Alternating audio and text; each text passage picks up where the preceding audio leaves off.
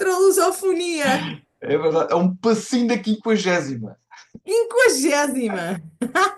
Luís, e o tempo passa, não é? É incrível, já vamos Exato. quase. Eu nem vou pensar nisto, parece que foi ontem que começámos e já estamos quase na 50ª. E hoje um grande astrólogo brasileiro connosco, o Claudinei Dias, que já vamos apresentar. Boa noite a todos, bem-vindos. E agora o Luís vai fazer a habitual lembrete do comportamento É, adequado exatamente. e desejado aqui na nossa tertúlia. Sim, boas práticas, informação basicamente é o que é.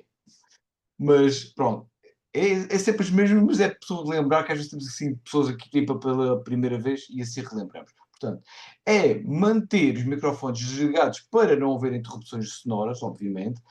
Se deixarem a cama aberta, espetacular, porque dando o vosso calor humano e a presença é real. Isso é muito mais agradável para todos nós. Se quiserem fazer alguns comentários ou tiverem uma ideia, metam isso no chat a dizer o vosso nome ou pergunta, ou mesmo a pergunta em si, que é para ser interrompido hoje o nosso palestra do Claudinei. E para vos lembrar que esta sessão está a ser gravada, mas que só no vídeo, lamento, só vou aparecer eu, a Alexandra e o convidado hoje, o Claudinei. A primeira parte vai ser posta no YouTube para a semana, mas a segunda parte, a parte da tertúlia, não. Portanto, se você está a ver isto no YouTube e quer estar aqui ao vivo, é fácil e é gratuito. Basta o quê, Alexandra? Lembras-te? Enviar um e-mail para astrolosofonia@gmail.com e dizer adorava ser astrolosófono. Claro. E vai receber um e-mail do convite nessa semana. Mas vamos relembrando várias vezes e fazem parte de um grupo em que só vamos, não há nada para vender, não há nada. Só vamos relembrar quando é que são as palestras por e-mail e nada mais. Mas o principal, estamos aqui todos hoje, é para ver uma palestra muito interessante que o Cláudio nos vai lhe dar. E, portanto, peço à Alexandra para o apresentar, por favor. E é um prazer apresentar o Claudinei Dias, que eu já tive o privilégio de conversar. Foi um contacto que tive a sorte de ter por causa do nosso querido Célio Barros. É um astrólogo de mãos cheias, sempre fascinado pelo céu e desde 2011 a dar cartas na astrologia com atendimentos e concursos no âmbito da astrologia natal, eletiva, previsões e horária. Formou-se em tecnologia da informação, pós-graduado na administração em ciência, corpo e mente, mas foi na astrologia que ele sentiu realmente a vibração maior. Então, foi estudar na Gaia, na Escola de Astrologia Brasileira, é professor agora de Astrologia Tradicional e Horária. E, claro, escreve artigos por todo, não é, o nosso mundo cibernáutico. Minhas senhoras e meus senhores, venham agora ouvir com atenção tudo sobre as maçãs lunares com o nosso Claudinei Dias. Obrigada, Claudinei! Vamos a isso! Eu O que tempo é todo agrade... seu. eu que agradeço, Alexandra, Luiz, pessoal que está podendo assistir aqui ao vivo, quem vai assistir gravado depois. E sempre é um prazer compartilhar conhecimento, conhecimento que pode ser útil, não apenas interessante, mas acima de tudo útil. E a astrologia, ela tem um manancial muito rico dessas informações. Então, para as pessoas que têm contato com a astrologia só pela aquela coluna de signos, falando do signo solar, aquilo ali é um excelente chamariz para a pessoa descobrir que tem astrologia, mas aquilo ali é como o buraco, né, da história da Alice. Você entra ali e tem um mundo que você nem imaginava que existia. E o tema de hoje, quando a Alexandra me convidou, é o tema das mansões lunares. Eu mesmo, até um tempo atrás, não conhecia, não sabia desse assunto, e pelo que eu vi com vários colegas, são pouquíssimas pessoas, mesmo quem estuda astrologia, que tem ideia, né, do que são as mansões lunares, que já ouviu falar nisso daí. Então, vou compartilhar com vocês hoje um pouco do que eu pesquisei, do que eu tenho aplicado, que eu espero que sirva, né, de incentivo para mais pessoas estudarem isso daí e outros temas da astrologia que estão aí há pelo menos 5 milênios e que, de repente, a gente descobre uma coisa, nossa, isso daqui é tão bacana, é, tem várias aplicações e se descobre que está aí já há séculos e séculos ou até há milênios. Então, vamos lá. Primeira coisa, bem direta, o que são as mansões lunares? Então, a resposta mais simples de todas é um zodíaco lunar. Um zodíaco lunar? Tá, e daí? Então, eu vou fazer um caminho para dar a explicação das mansões lunares e contextualizar para então a gente ver como utilizar. Então, para entender isso daí, é útil que a gente tenha em vista a questão, né, ao longo da história, da relação entre os seres humanos e o céu. A gente tem pinturas rupestres encontradas em várias cavernas na Europa, principalmente na região da Espanha, França, Turquia, na Alemanha, que não apenas representavam, né, animais e a vida silvestre, mas também constelações. Dois pesquisadores das universidades de Edimburgo e de Kent fizeram análise química dessa tinta usada nas pinturas e, dependendo do lugar, né, que era feita a datação, eles chegaram a um período de 12.000 a 40.000 anos. Ou seja, os humanos, né, os nossos antepassados, eles fazem essa observação, utilizam o que está no céu como referência para várias coisas já há muito tempo. Dentre essas pinturas, dentre esses achados arqueológicos, a gente tem a mais famosa de todas, talvez seja a Caverna de Lascaux, na França. Tem um setor que representa um cometa, né? A queda de um cometa, cerca de 17.200 anos atrás. Para quem acompanha a arqueologia, tem um sítio arqueológico, onde hoje é a Turquia, que chama-se Göbekli Tepe, que tem muitos blocos de pedra pesando várias toneladas, que não são pedras da região, então não se sabe até hoje como que eles foram levados até lá, foram colocados, dispostos como se fosse um anfiteatro, um observatório, e vários, praticamente todos, com esculturas em baixo relevo.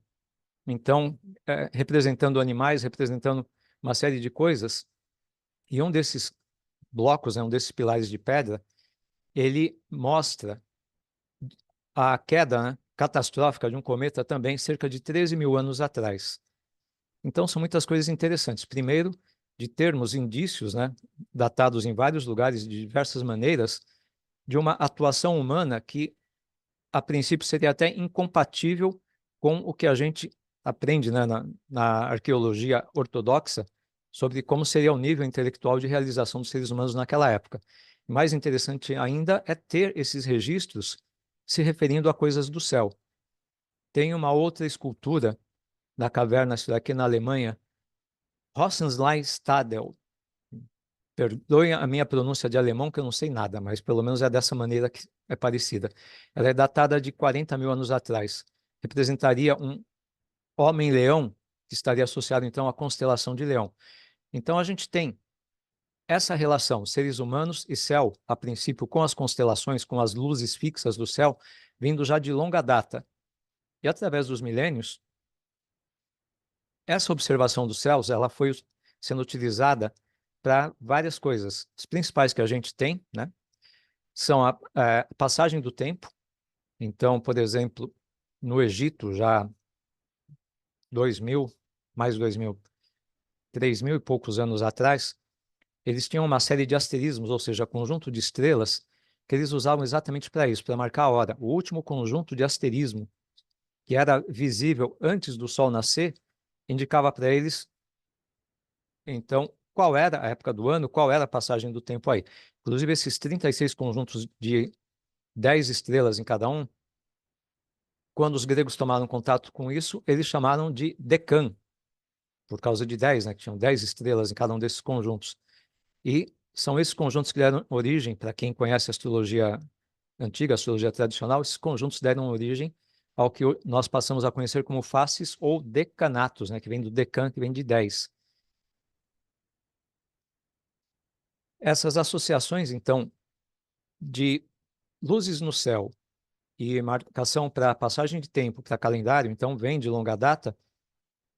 E aí, começando, provavelmente antes disso, mas pelo menos os registros escritos começando na Mesopotâmia, 5 milênios atrás, começou-se a observar também os planetas, né? Ou seja, as luzes errantes, as luzes que se movem no céu.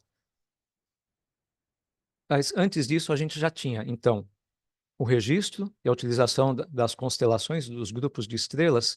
E para quem trabalha com astrologia tradicional, ou seja, a astrologia como ela foi utilizada até o século XIX e que foi redescoberta a partir da década de 80 do século XX, é comum nós fazermos uso das estrelas e das das constelações. As constelações têm vários mitos associados a elas. Os que a gente tem maior familiaridade, porque foram herdados pelos signos do zodíaco, os mitos das constelações, que batizaram os signos do zodíaco, então são lá de Áries até Peixes, mas nós temos toda uma enciclopédia, a gente pode dizer assim, de mitos no céu. Eles já estavam presentes na época da Mesopotâmia, eles foram recebidos e ajustados pelos gregos à sua cultura. Quando a gente vai utilizar, por exemplo, alguma estrela da constelação de Andrômeda, por exemplo, pegar Alferates, que é a estrela beta de Andrômeda, né, uma das mais famosas, nós olhamos o significado dessa estrela. Então, ela é projetada sobre a eclíptica. Se ela pegar um planeta, uma cúspide de casa, a gente vai utilizar, então, o que está associado àquela estrela para combinar-se com o assunto daquela casa ou com o planeta que ela tiver contato. Alferates, por exemplo, tem significado de... Cadê aqui a minha cola? A Alferates está associada à independência, à liberdade. Gente, eu lembro de muita coisa, mas tem alguns detalhes aqui que eu estou consultando a cola. Então, de vez em quando eu vou olhar para cá e vou colar, assim, tranquilamente. Então, a Alferates ela está situada na região, a figura, né, da cabeça de Andrômeda está associada à independência, liberdade, amor, riquezas. Então, coisas positivas. Mas o mito associado à constelação, ele também vai entrar para compor essa análise. E qual é o mito da constelação de Andrômeda? Para quem conhece mitologia grega, isso é um mito que vai envolver também outras constelações. Então, Cassiopeia, Cetus, Perseus, Cefeus, que a história, resumindo ela sim, rapidamente, Cassiopeia, a mãe de Andrômeda, se gabava da beleza da filha e dizia que ela era mais bela até do que as ninfas do mar, as filhas de Netuno. Netuno ouviu falar e, como os deuses na mitologia grega eram todos muito passionais, se enfureceu com a ousadia daquela mortal e mandou um monstro, né, Cetus, para assolar, então, a costa onde ficava a cidade onde viviam a Cassiopeia, Andrômeda e o rei, né, o pai da Cassiopeia, que era o Cefeus. Então, mandou o monstro Cetus para lá para assolar a costa. E aí, então, o rei e a rainha, desesperados, que queriam salvar a cidade, salvar o povo, consultaram um oráculo e queriam saber o que fazer, então, para aplacar a ira de Netuno. E aí a resposta do oráculo é: ofereça a sua filha em sacrifício. E aí Andrômeda foi amarrada, né, foi acorrentada nos rochedos no mar, próximos à cidade. E aí, quando o monstro, Cetus, estava se aproximando, chegou um herói, Perseus, montado no Pégasus, e enfrentou e derrotou o monstro, libertou Andrômeda e se casou com ela. Então, isso daqui é uma redução muito, muito, muito reduzida do mito. Para quem gosta de mito, eu recomendo que leia, que é bem interessante. Então, a gente tem 5 constelações no céu já associadas a esses mitos. Então, o papel de cada um desses personagens desempenhou nesse mito vai estar ali na constelação. Então, é parte do que nós pegamos quando vamos analisar alguma estrela daquela constelação, quando a projetamos na eclíptica e utilizamos junto a algum ponto importante no mapa. O que a gente pega, então, da constelação de Andrômeda? Basicamente é a donzela acorrentada, a mulher indefesa. O que nós traduzimos disso daí? Situações em que os obstáculos que nós enfrentamos são maiores do que as nossas forças. Então, torna-se necessário ter uma ajuda externa, ter algum recurso adicional de que nós não dispomos para poder enfrentar e superar aquela adversidade. Então, é dessa maneira que nós vamos, então, pegando informações de constelação, informação de estrela e utilizando no mapa. As duas principais luzes do céu, ou seja, os luminares, o Sol e a Lua, também são muito importantes desde a antiguidade, para quem observa o céu. O movimento do Sol marca o início das estações, então nós temos bem marcados os solstícios e os equinócios, várias culturas antigas. Então a gente pega a Stonehenge, pega outros lugares que têm marcações precisas para quando é solstício, quando é equinócio. Então isso daí fazia parte da cultura, parte da vida prática, não era simplesmente um passatempo, era algo realmente útil nas civilizações antigas. E aí o ciclo completo do Sol ao longo de um ano deu origem, então, àquilo que nós chamamos do zodíaco solar. Então, o trajeto de cerca de 365 dias e 4 horas aproximadamente, nesse período o Sol percorre os 360 graus, volta à posição inicial. Esse caminho, inicialmente, nós tínhamos como localizar o Sol e os demais planetas lá, as constelações, e aí com a dificuldade de que as constelações têm tamanho que não é fixo, é variável. A gente tem constelação com 45 graus, aproximadamente, outras com 15, 18 graus. Então, isso daí, cerca de 25 séculos atrás, foi solucionado esse problema para fazer a estimativa de onde esteve ou onde estará um planeta e os luminares, estabelecendo signos com tamanho fixo de 30 graus. Então, trajeto do Sol, ou seja, a principal luz do céu, nos dá o zodíaco solar, o zodíaco como nós conhecemos. E nós temos também o zodíaco lunar, que são as tais das mansões lunares. Então, chegamos ali, onde que entra a Lua nessa história. Também o deslocamento da Lua contra o pano de fundo do céu, muito próximo da eclíptica, ou seja, do caminho que o Sol faz também.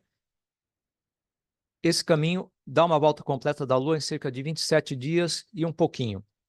Então, isso daí foi arredondado em algumas culturas para 28 dias. E isso dá origem ao tal do zodíaco lunar, onde as mansões lunares são cada uma dessas partes de 28, que dá o caminho completo da Lua para completar uma volta pelo céu. Nós temos registros bem antigos da utilização dessas mansões lunares, e em 3 regiões em particular, isso daí, esse conhecimento foi preservado em registros e chegou até nós. Então, nos povos do Oriente Médio, dando origem ao que nós chamamos de mansões lunares árabes, na Índia e na China. A Índia tem uma particularidade interessante. Na Índia, eles colocaram 27 mansões lunares. Eles descartaram o pedacinho médio lá, mas para a aplicação em astrologia horária, eles consideram uma 28ª mansão.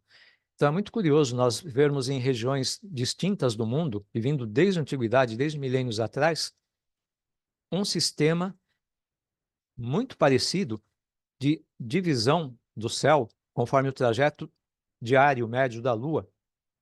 Isso daí nos faz supor que é provável que haja uma causa comum, ou seja, uma origem comum dessa utilização do trajeto da Lua, e que isso tenha chegado a várias regiões e sobreviveu até os dias de hoje. Os registros estão lá no Oriente Médio, na Índia e na China. Então, quando nós pegamos os 360 graus, tá, de uma volta completa da Lua pelo céu e dividimos em 28 partes, nós vamos ter, então, um tamanho médio de 12 graus, 51 minutos e 26 segundos. Como que nós utilizamos isso daí? Para entender essa importância da Lua, por que resolveram utilizar, eu vou me valer do que nós temos na cosmogonia dos gregos, também 25, 26 séculos atrás. Os gregos apresentaram um modelo de funcionamento do universo em que a Terra estava no centro. Não necessariamente porque a Terra fosse o centro do universo, mas porque tudo que era feito da astrologia em outros temas dos gregos, por exemplo, filosofia, etc., qual que era o foco? O foco é o ser humano. E se formos pensar, cada um de nós enxerga sempre o mundo como funcionando ao seu redor. Nós podemos extrapolar como que seria o mundo visto pelos olhos de outra pessoa, mas quando nós olhamos, nós temos a impressão que o mundo está à nossa volta. Então, esse simbolismo já foi utilizado em outras culturas, e nos gregos eles também utilizavam isso, e aí eles estabeleceram um modelo, e vamos lembrar, o que é um modelo? O modelo é uma simplificação da realidade para atender um determinado fim. Então, os gregos propuseram um modelo de funcionamento do cosmos e da astrologia em que a Terra estava no centro de tudo. Por quê? Porque o ser humano, objeto de estudo, estava ali no centro. E a partir da Terra, temos as esferas celestes, onde tem os diversos planetas, começando pela Lua, que seria o mais próximo, passando então por Mercúrio, Vênus, Sol, Marte, Júpiter, Saturno, chegando finalmente na esfera das estrelas fixas. E pelo fato da Lua estar, então, na esfera mais próxima, eles consideravam que o que estava nas esferas celestes era perfeito, imutável, estava muito perto das divindades, mas o que estava abaixo da Lua, o mundo sublunar, é um mundo mutável, passível de alterações, de mudanças. Dentro dessa proposta, no modelo, então, de funcionamento da astrologia, as energias que vinham dos planetas, então vindo da esfera mais distante, né, vindo das estrelas, depois de Saturno, passando pelos demais planetas, essas energias chegavam até a Lua, que as recebia, as organizava, então, e as disponibilizava para o nativo no momento do seu nascimento. Então, o papel da Lua, além de proporcionar luminosidade à noite, ter associação com as marés, com o ciclo menstrual das mulheres, etc., a Lua também, na proposta dos gregos, ela tem esse papel de combinar as energias planetárias e estelares e disponibilizar para o nativo. Então, a Lua, já há muito tempo, ela está associada com o quê? Com o que acontece na Terra, com mudanças. E como a gente pode observar de um dia para outro, a Lua ela tem um passo diário médio de cerca de 13 graus. Então, dá esses 12 e pouco que a gente viu, arredondando, chegando nos 13. Então, a Lua ela está associada a isso, a mudanças, aquilo que a gente percebe que está acontecendo, que é diferente, por exemplo, de uma mudança que nós relacionamos a Saturno, que é bem mais devagar, é algo gradativo. Então, a Lua, desde a antiguidade, na astrologia, está associado com as mudanças. Então, aí entra uma coisa interessante. O zodíaco lunar, ou seja, essa divisão em 28 pedaços do céu, nessas 3 culturas que nós temos os registros até hoje, isso era utilizado apenas para a Lua.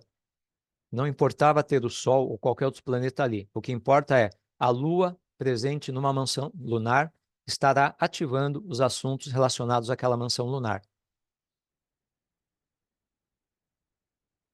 E aí, então, vou falar um pouco dessas mansões, das 3 principais, né? Então, as chamadas árabes, as indianas ou hindus, dependendo do texto que nós encontrarmos, e as chinesas.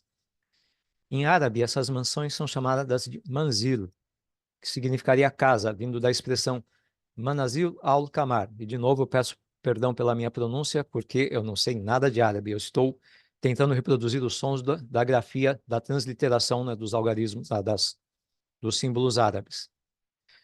O nome chinês original seria Er-shi-ba-xiu. De novo, minha pronúncia está completamente fora do que deve ser. E a palavra xiu descreve uma troca de alojamentos, não, uma toca, ou seja, um local de alojamento para passar a noite. Isso daí foi simplificado como Sieu, na grafia Sieu ou Xiu. E nos indianos são os nakshatras. Então, quando forem procurar, esses daí são os termos nessas culturas. E é curioso nós vermos que, embora tenha essa importância dada à Lua, nós vamos encontrar definições que são particulares a essas culturas. Por exemplo, a primeira mansão lunar nas 3 culturas, para os árabes, é chamada de Al-Sharatain, que significaria os 2 sinais, marcada por 2 estrelas brilhantes nos chifres de Áries. Então, essas estrelas brilhantes são Mesartim, que é a estrela gama da constelação de Áries, e Sharatan, ou Sharatan, que é a beta da constelação de Áries. Elas estão dispostas em uma linha norte-sul.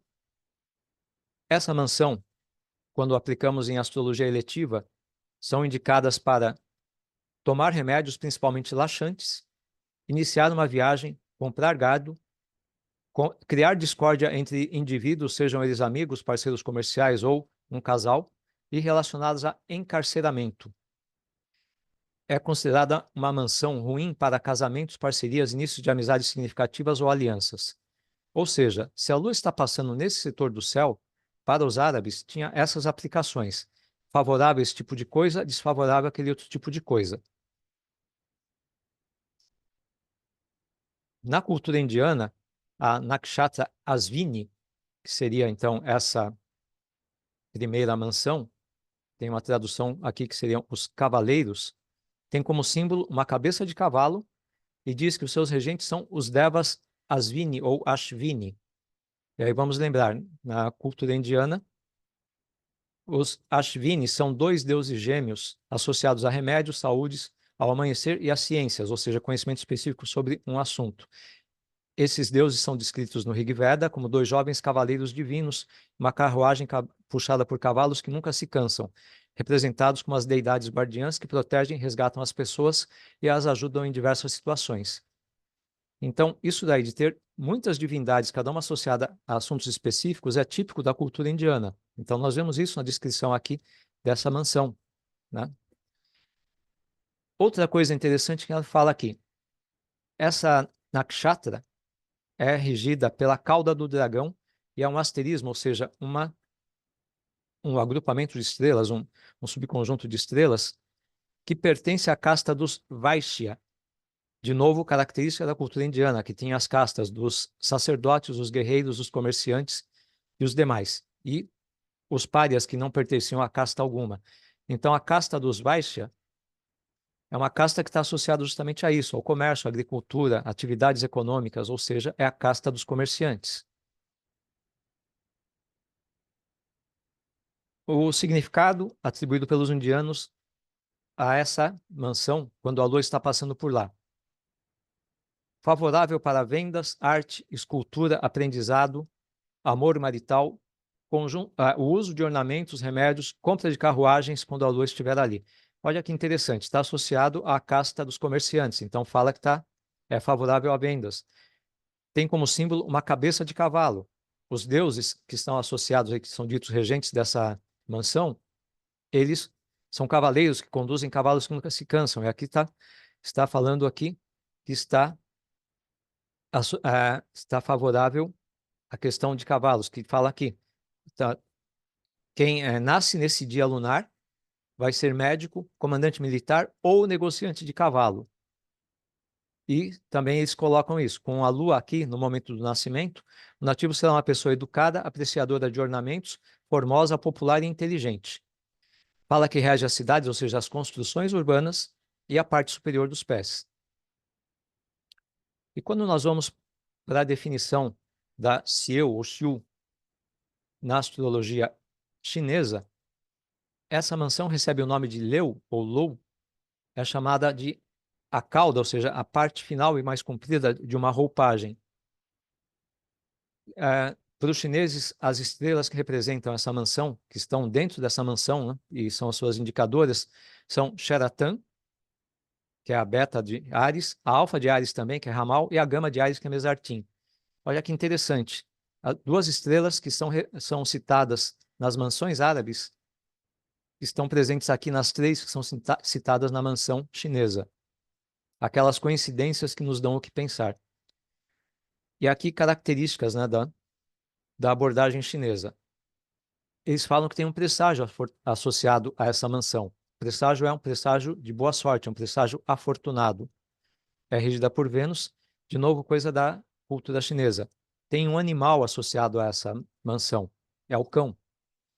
Fala que essa mansão representa os ritos e sacrifícios da colheita, que está associado a temas gerais de agradecimento. Então, essa mansão rege colheitas, banquetes, reuniões, coros e orquestras. Diz que no dia que a lua está ali, é um bom dia para banquetes, encontros, construções, cavar trincheiras, abrir cursos d'água e fazer a inauguração de monumentos. Casamentos arranjados nesse dia tendem a gerar crianças que trarão riqueza para a família. É uma mansão associada com amizade, prazeres, harmonia, boa saúde e longevidade. Bom, como que isso daí chega para nós na aplicação da astrologia ocidental? Devido à proximidade geográfica e ao intercâmbio comercial, principalmente a partir da Idade Média, que aumentou, o que vem do conhecimento lá da cultura dos povos árabes é o que chega na Europa no período medieval e começa a ser utilizado. É interessante lembrar que com a queda do Império Romano por volta do século IV para o V, a queda do Império Romano do Ocidente, muito conhecimento, muita cultura foi perdido, mas essa cultura foi preservada pelos povos persas, árabes, etc., que no intercâmbio que era feito com o mundo romano, eles compraram, então, material referente à filosofia, engenharia, astrologia, várias coisas. Isso foi traduzido para o persa, para o Pahlavi, para outras línguas da região, foi preservado. No caso da astrologia, a astrologia teve um desenvolvimento em cima disso. Então, se a gente pega do século IV até o século XI, tem uma produção astrológica muito grande pelos povos de língua árabe. Então, trabalho de Mashallah, Abu Mashar, Al-Khayyat, Al-Biruni, entre outros, que depois, quando a Europa começa a recuperar conhecimento antigo que os árabes haviam preservado, chega esse conhecimento na Europa e chega também o conhecimento desenvolvido pelos árabes. Na parte da astrologia, além de retornar trabalhos ali Ptolomeu, redescoberta de coisas de Doroteus, Vettius Valens, etc., chega material produzido por esses astrólogos árabes. Então, por exemplo, o uso de Firdária, que é uma técnica de previsão baseada em cronocratores, da mesma forma que a profecção era uma técnica de previsão da época dos gregos baseada em cronocratores. Os gregos já tinham a parte ou lote da fortuna e algumas outras partes, que nós hoje chamamos de árabes. Por quê? Porque os árabes desenvolveram mais de 150, além dessas que eles receberam o conhecimento dos gregos. Então, quando chega esse conhecimento na Europa, foi batizado de partes árabes. Por isso que a gente tem a parte da fortuna, que já era usada pelos gregos, sendo chamada de parte árabe. E chega também esse conceito de mansões lunares, dos manzil, dos árabes. As mansões lunares, então, como nós vimos ali no descritivo das diversas culturas, elas vão indicar em temas muito assim imbricados, né, na cultura, o que é útil, o que é favorável, o que é desfavorável fazer quando a Lua está ali. Então, a passagem da Lua pela mansão, ela pode ser utilizada na leitura do mapa natal, como a gente viu ali na descrição dada pelos indianos. Ela pode ser, e pelos chineses aqui também, né? Ela pode ser utilizada para fazer previsões, e aí como a passagem da Lua é muito rápida, praticamente em um dia ela passa pela mansão, então quando nós precisamos fazer uma previsão ou uma eleição, fazer um mapa de astrologia eletiva para uma determinada data, um período bem específico, nós podemos usar isso daí também, usar esse recurso da mansão lunar. Dentro do material que chega à Europa, a primeira mansão para mansões lunares é feito no livro do Al-Biruni, publicado em 1029, está perto de completar 1000 anos, que é o livro de instrução nos elementos da arte da astrologia. É um livro muito interessante, muito útil, mas como várias coisas que o Al-Biruni faz, ele simplesmente fala, a primeira mansão é Al-Sharatain, tem as estrelas ali, ela pega de tanto a tanto. Ele não fala especificamente das aplicações, a gente vai encontrar isso daí em outros autores. Mas esse daí é o documento que nós temos acesso hoje, que é o mais antigo a citar as mansões árabes. E aí entra uma coisa bem interessante. Quando esse material das mansões chega à Europa, alguns astrólogos começam a utilizar mais esse recurso, né, para as aplicações então, de astrologia natal, eletiva, etc. Mas, na época, havia um interesse muito grande sobre o que nós chamamos hoje de magia astrológica. Na época, o pessoal chamava isso, basicamente, era de ocultismo. Hoje em dia, a gente atualizaria para esoterismo ou misticismo. E aí começa-se, então, a utilizar o conhecimento da posição da Lua nas mansões para se fazer talismãs, baseado, então, na condição do céu, para determinados temas. Então, por exemplo, quando a Lua está em Al-Sharatain, é útil para se fazer talismãs que levem a isso daí, que nós vimos na descrição. Inclusive, duas obras da época medieval, o Picatrix, e Picatrix tem alguns autores, né, algumas pessoas que escreveram, eu tenho uma cópia de um autor árabe, eu tenho uma cópia em PDF, e o mais famoso é também, 3 livros de filosofia oculta do Cornélio Agripa. No Picatrix, no livro do Cornélio Agripa, eles falam então das mansões e falam de quais são os talismãs favoráveis a se fazer com a Lua nesse período. E aí, para quem se interessa por um pouco mais de magia astrológica, então nós temos lá também a questão de ver que planeta que se deseja conquistar as boas graças dele, e aí uma série de coisas, os selos, ao quadro de números, a relação com animais, com cores, com plantas, com pedras, etc., buscando sempre o quê? Acionar essa energia, esse poder celeste de determinado corpo celeste, de determinado personagem, né, o planeta no caso, para, então, trazer uma proteção, um favorecimento para determinados assuntos. Então, é curioso que a gente encontra um material muito grande no que se refere a isso, a aplicação para a magia astrológica, ou seja, para a confecção de talismãs, para a realização de rituais para atender determinados objetivos, então, de proteção ou de favorecimento. Bom, eu comentei então, o primeiro livro que fala de mansões lunares é o do Al-Biruni, depois a gente vai encontrar o Picatrix nos 3 livros de filosofia oculta, e nós vamos ter também isso daí para quem, né, se interessa por a utilização de estrelas e constelações, a referência é o livro do Vivian Robson, que é As Constelações e as Estrelas Fixas na Astrologia. Então, isso daí hoje está disponível em inglês. Eu tive a oportunidade de adquirir uma cópia traduzida para o português, feito pela dona Carlota, da Biblioteca Sadal Suud. Com o falecimento da dona Carlota, eu não sei se o pessoal manteve a edição de novos volumes ou se realmente isso daí ficou só realmente no que foi produzido naquele período. Então, esse livro do Vivian Robson é a referência para estudar-se, então, constelações e estrelas, é um bom ponto de partida. E lá o Vivian Robson ele coloca também a relação das mansões árabes, das mansões lunares árabes, as indianas e as chinesas. Então, ele coloca uma informação mais curta, mais reduzida, mas é um bom ponto de partida. E agora, no século XXI, tem um livro que, pelo que eu sei, por enquanto está disponível só em inglês, do Oscar Hoffman, que é The Lunar Mansions Guide, ou seja, o Guia para as Mansões Lunares. O Oscar Hoffman, ele trabalha com astrologia tradicional, ele foi discípulo do John Frawley, que eu considero um dos melhores astrólogos que nós temos hoje em dia. Então, o Oscar Hoffman, ele recupera essas informações, ele foca nas mansões árabes, que é onde a gente tem muito mais material, né, devido a, desde a Idade Média, se explorar e ter essa proximidade maior com a cultura ocidental. Então, ele tem um livro muito interessante, muito bom.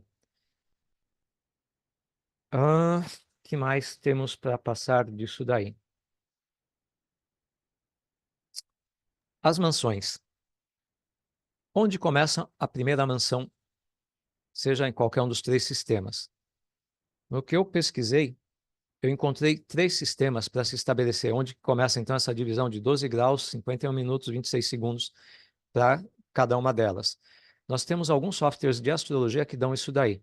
Eu, por exemplo, uso o Janus, ele dá a posição lá da Lua nas mansões árabes, só que o Janus, pelo menos do jeito que ele vem pronto para ser utilizado, ele usa o primeiro sistema desse que eu encontrei, que faz o alinhamento do início da primeira mansão lunar com o início do signo de Áries, com o 0 de Áries no zodíaco tropical. Esse daí é um método que, quando a gente vai fazer uma abordagem mais arquetípica, ok, ele funciona. É o jeito mais fácil. Então, a 0 de Áries com essa primeira mansão é só, caso você não tenha o software, é só, então, a cada 12 graus, 51 minutos, 26 segundos, vai fazendo as divisões para ter o início das demais mansões. Mas esse sistema, ele tem um problema. O que baliza, na documentação antiga, o início da primeira mansão é Mesartim, a estrela, uma das 2 estrelas, então Mesartim e Xeratã, que marcam os chifres do carneiro e que a partir daí então começa a se contar. As estrelas, a estrela mais brilhante ou de maior destaque na visão dos antigos, ela é parte do que nós utilizamos como informação para fazer a análise de quando a Lua está na mansão. Tem o significado da mansão, tem o significado da estrela também. A gente combina essas informações para fazer então a nossa análise. E quando a gente segue isso daí de estar com a mansão atrelada a 0 de Áries no zodíaco tropical, a precessão dos equinócios já nos deu um deslocamento de 24 graus aproximadamente. Então, a estrela principal ali não está na mansão.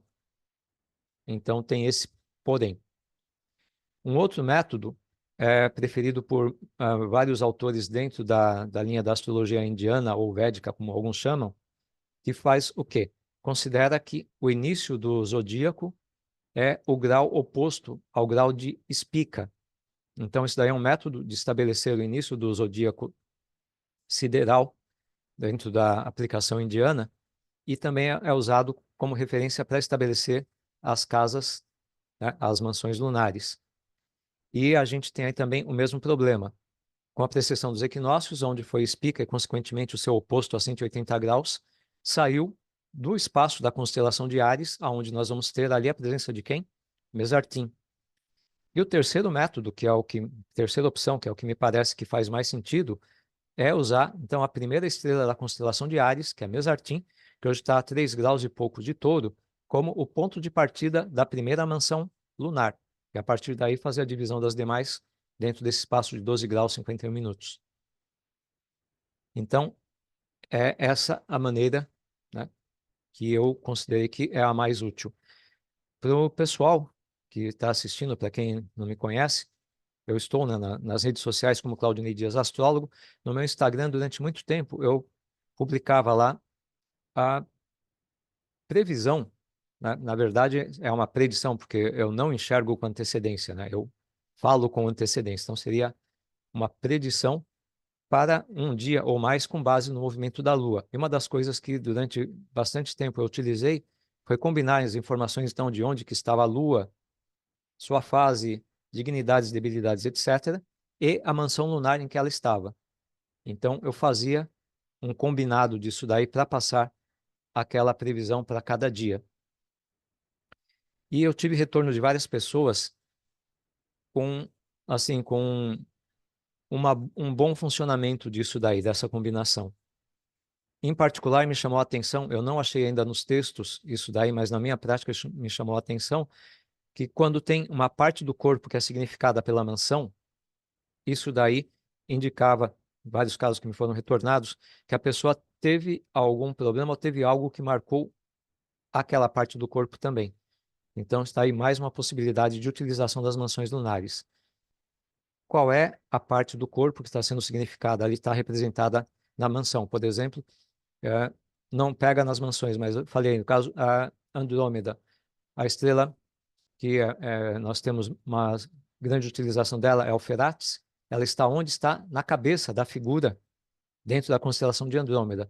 Então, se essa estrela estiver pegando algo ali que nos interessa, por exemplo, o trânsito da Lua vai tocar essa estrela, coisas que se referem à cabeça podem ser ativadas. Aí a gente vai ver também onde que a Lua está, suas dignidades, troca de recepções, aspectos e por aí vai.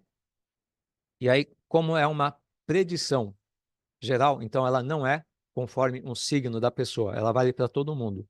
É uma predição geral. Quem tem mais predisposição a ter problemas na cabeça, então, quem tem dor de cabeça com frequência, problema de enxaqueca, ou quem é mais estabanado, tem facilidade em se acidentar, tropeça, bate a cabeça, etc., para essas pessoas tem uma probabilidade maior de que isso daí seja realmente um ponto forte de atenção naquele dia. Eu me entusiasmei falando, não tenho ideia de como está o nosso tempo, se eu estourei muito ou não. Pois é, pois é. Obrigada, Claudinei. Já passou, mas é tão interessante e é tão raro ouvir falar que não tivemos coragem de cortar. É espetacular. Mas antes de começarmos a tirar dúvidas, porque são muitas, Luís, vamos fechar, não é? Porque esta parte agora, para fazer perguntas ao Claudinei, é só para quem? Só para quem? É só para quem já tiver se inscrito e mandado um e-mail para astrolusofonia.gmail.com. Não é nada, não há nada mais fácil. Mandar um e-mail a dizer eu quero pertencer a este grupo. Bem, ainda vão receber um e-mail para nós nos lembrar várias vezes para eu estar aqui presente e pode aprender e fazer perguntas ao palestrante que estiver cá. Que é, quem estiver a ver agora no YouTube não pode fazer. Não Portanto, pode fazer, mas nós vamos poder fazer. Por isso, adeus muito e até para o obrigado. próximo mês. Voltaremos. Pronto, Claudinei, agora esta parte cortamos, o Luís corta e agora são as perguntinhas. Eu tenho já uma perguntinha. Eu fiquei super seduzida. Fiquei mesmo seduzida. Fiquei com algumas dúvidas.